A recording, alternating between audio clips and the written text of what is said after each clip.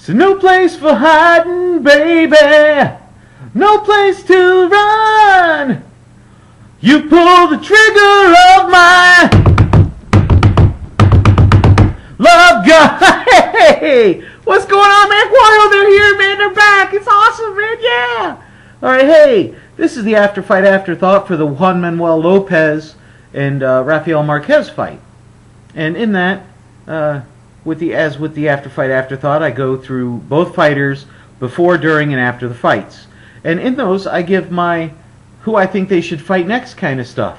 I don't do it in a prediction vids because they haven't fought yet. And you don't know how it's going to turn out, man. They could come out and never be the same.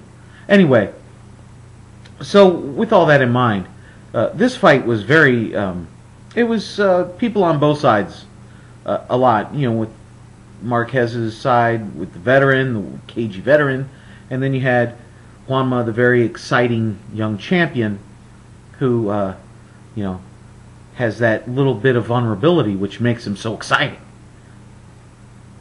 Yeah.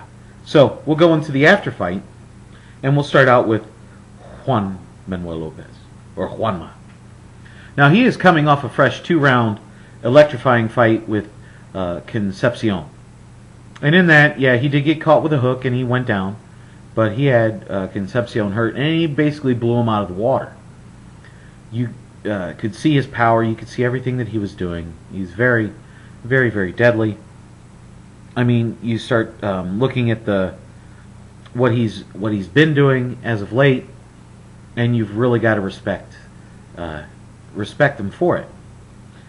And coming into this, you know, people are kind of doubting. They're saying, hey, you know, he's going in against that wily, cagey veteran who's a very, very good fighter, who's ranked 6th, you know, in the division.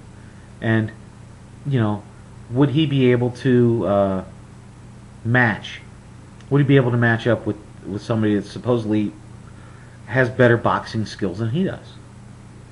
And so they go into the fight, and it happens. You know, there's a great give and take. They're both going at it. They're both landing some great shots.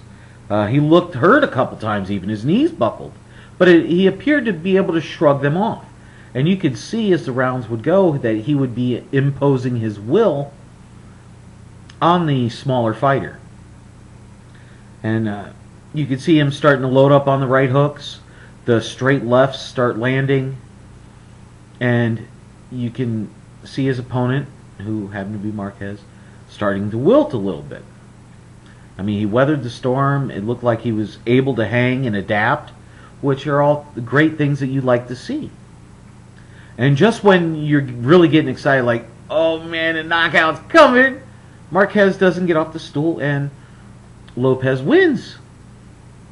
And you sit there and you're like, hey, that's pretty cool, man. All right, and then I realized it was the 8th round, so he didn't get to come out for the 9th, so he got stopped in the 8th round, and then my prediction was for the 9th round, but he didn't. I didn't get it. That was close. Well, who does he fight now? Now that he's done that. I mean, he's fought 3 of the top 10, 4 of the top 15. You know, when you start looking at De Leon, who is ranked 4th, Marquez is 6th. And you have some other guys down there, Luevano, or Luevano, however you want to pronounce his name. They're saying he's still not technically retired, and they have him ranked at 10th. Concepcion is at 14th.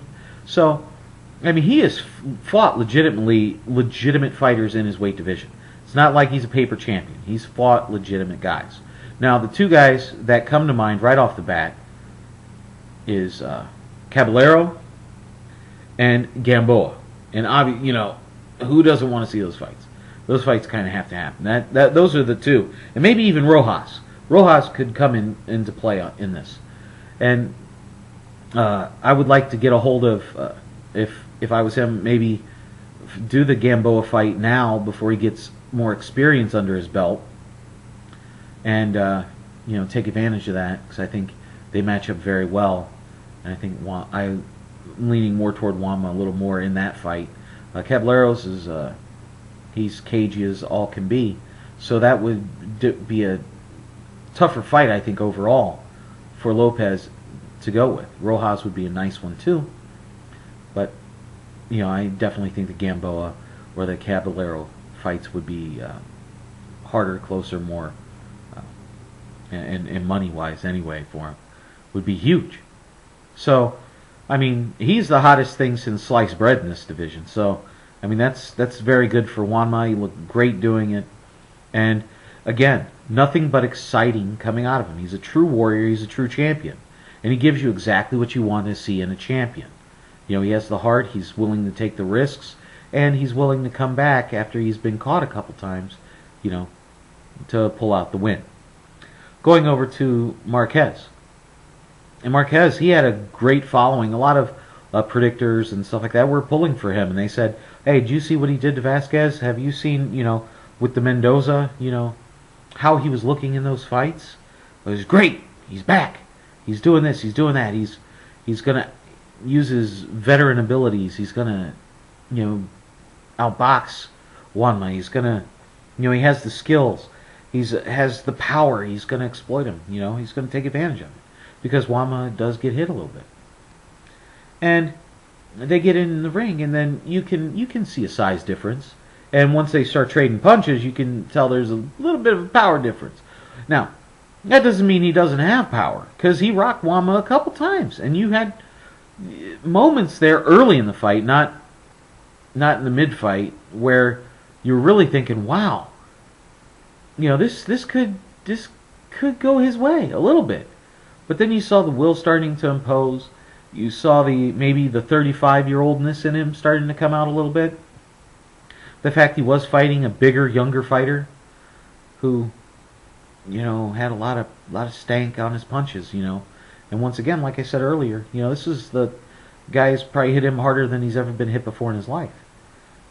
So, I mean, he holds his own, but finally, he just starts succumbing to the right hooks in the left hands, and they take him out, and he retires on his stool in the 8th round. Now, I don't know about you, but most Mexican fighters aren't going to do that unless they're absolutely done. And personally, he probably could have went out earlier, but he held on, did his thing, and stuck in there, and he might have opened up even more doors now, because a Gamboa, a Caballero, a Rios, the De Leon, all those guys will come out and they'll fight him. I mean, they'll be willing to fight him because he's going to bring the excitement. He's going to bring all those great things. But now maybe that age has finally gotten that little click to where the guys are more willing to step up and say, you know what, I'll give him a shot. But it looked great, and both fighters, you can't really knock Marquez down for this because he fought the best in the division. And he put up an honorable showing. He's a warrior. It was great. I mean, he had the champ hurt a couple times. So, with that, normally, in the afterthought, you're just like, well, yeah, he got hammered. Yeah, he's done. But in this case, is he going to be the top guy in the division? No, he's not going to be the top guy in the division. But is he going to be that dude that has to beat, you got to beat that dude to get to the dude? Yes, I would say he's that dude. I might have used dude one too many times in this one. Just throwing that out there. But hey, comment, rate, subscribe. Do your thing on this. Please let me know your thoughts on the fight. I thought it was amazing. If you didn't see the fight, you have to see the fight, obviously. It's